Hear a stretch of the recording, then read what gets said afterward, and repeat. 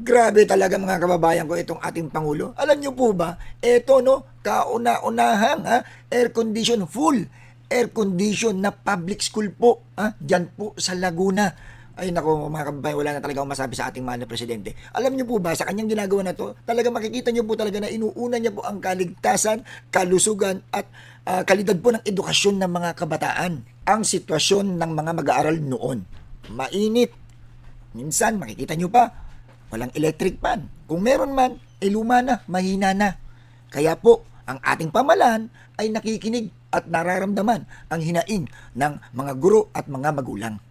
At yan po mga kababayan, dahil po sa direktiba ng ating Presidente PBBM, mas pinabibilis po ang construction.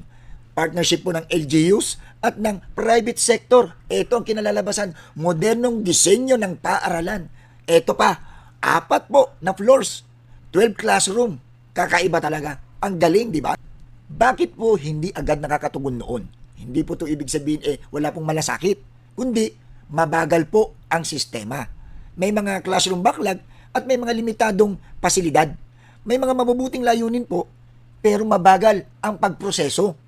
Sa bagong Pilipinas, sa panahon po ng ating Pangulong PBBM, mas komportableng pagkatuto, alert at engaged na estudyante sa guro at modelo sa iba pang paaralan. Kaya salamat po PBBM. Salute po talaga sa inyo.